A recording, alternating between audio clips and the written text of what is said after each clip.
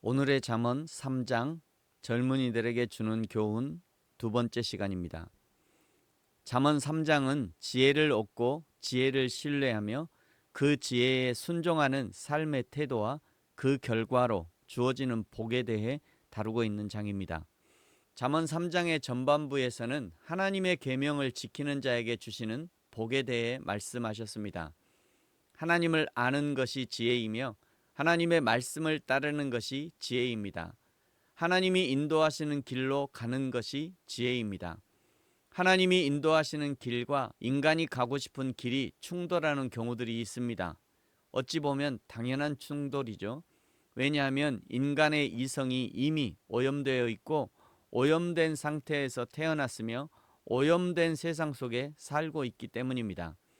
그런 인간이 그런 세상 속에서 하나님의 뜻을 따라 하나님이 인도하시는 길을 가려고 한다는 것은 그것은 연어가 강물을 거슬러 올라가는 것과 비슷한 과정일 것입니다.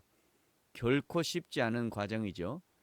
그럼에도 불구하고 연어가 강을 거슬러 올라가는 것은 그곳이 자신의 본향, 고향이기 때문이고 그곳으로 가서 기필코 생명을 이어야 하는 사명이 있기 때문입니다. 저와 여러분도 기필코 하나님의 말씀에 순종하고 실천함으로 하나님의 생명의 축복을 누릴 뿐 아니라 나의 이웃에게도 전달하고 증거할 수 있기를 예수님의 이름으로 축복합니다. 21절부터는 3장의 세 번째 단락으로 지혜를 일상생활에서 어떻게 적용해야 하는지에 대한 실제적인 권면들로 구성되어 있습니다. 지혜를 지켜서 흔들리지 않는 삶을 살라는 교훈인 것이죠. 21절에 내 아들아 라고 부르고 있습니다. 하나님이 우리에게 하나님의 말씀으로 권면하시는 이유는 하나님은 우리의 아버지가 되시고 우리는 그의 아들, 자녀가 되기 때문입니다. 21절 내 아들아 완전한 지혜와 근신을 지키고 이것들이 내 눈앞에서 떠나지 말게 하라. 아멘. 그리하여 어떤 복이 따르게 되는가?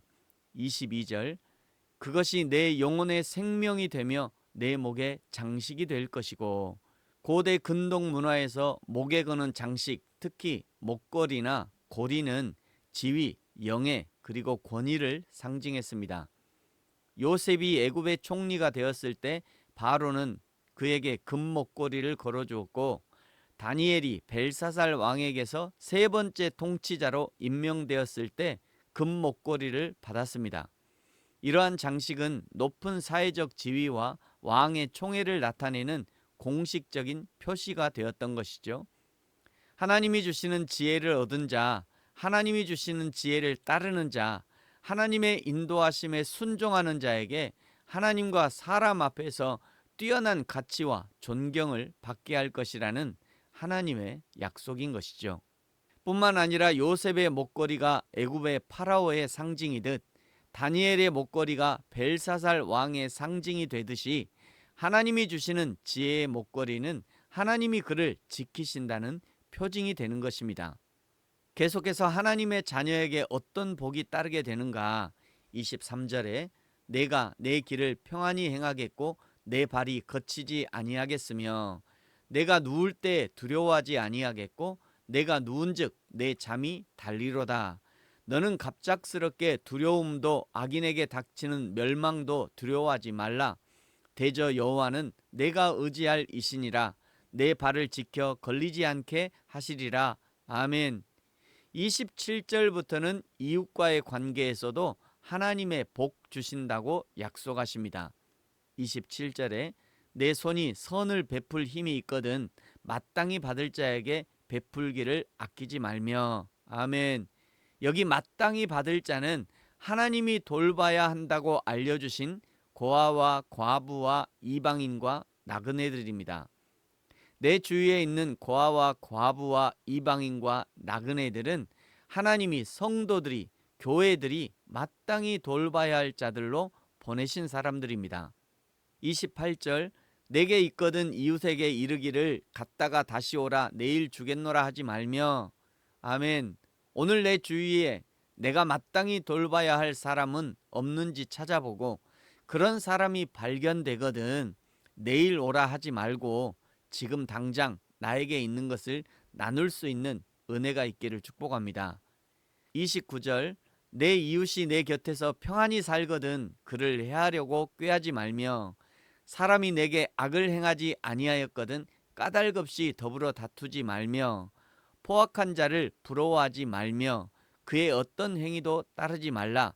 대저 패역한 자는 여호와께서 미워하시나 정직한 자에게는 그의 교통하심이 있으며 아멘 아멘입니다. 마지막 33절부터 35절이 결론적 대조와 최종 보상에 대한 말씀입니다. 33절 악인의 집에는 여호와의 저주가 있거니와 의인의 집에는 복이 있느니라. 진실로 그는 거만한 자를 비웃으시며 겸손한 자에게 은혜를 베푸시나니 지혜로운 자는 영광을 기업으로 받거니와 미련한 자의 영달함은 수치가 되느니라. 아멘.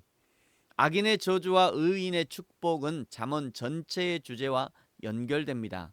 잠언만이 아니라 모든 성경이 하나님을 떠난 악인은 끝까지 심판할 것이고 하나님의 말씀을 따르고 순종하는 자녀들에게는 그 복이 천대까지 이를 것이라고 말씀하십니다. 그러므로 사랑하는 성도 여러분, 오늘 다시 하나님의 말씀 따라 순종하는 발걸음을 결단하십시오. 우리의 신앙적 결단은 매 순간순간의 결단이어야 하고 매일매일의 결단이어야 하고 이 땅에서 마지막 눈 감는 그 순간에도 결단하고 눈 감아야 하는 것입니다. 그리하여 날마다 하나님의 축복 가운데 거하는 저와 여러분이 되어지기를 예수님의 이름으로 축복합니다. 아멘. 기도하겠습니다. 하나님 아버지 감사합니다. 매 순간순간의 결단이 아니면 우리는 언제든지 흔들릴 수 있는 연약한 사람들입니다. 성령 하나님께서 우리의 눈과 귀와 손발을 붙들어 주시고 날마다 하나님의 마음을 실천할 수 있게 하여 주옵소서. 마땅히 돌봐야 할 사람이 내 곁에 있다면 기쁨으로 돌보고 섬길 수 있는 마음을 실천하는 용기를 주시고 그리하여 내가 하나님의 사람임을 내 목에 금목걸이로 당당히 드러내며 살 수 있도록 축복하여 주옵소서. 감사합니다. 예수님의 이름으로 기도합니다. 아멘. 하늘에 계신 우리 아버지, 아버지의 이름을 거룩하게 하시며 아버지의 나라가 오게 하시며 아버지의 뜻이 하늘에서와 같이 땅에서도 이루어지게 하소서. 오늘 우리에게 일용할 양식을 주시고 우리가 우리에게 잘못한 사람을 용서하여 준 것 같이 우리 죄를 용서하여 주시고 우리를 시험에 빠지지 않게 하시고 악에서 구하소서.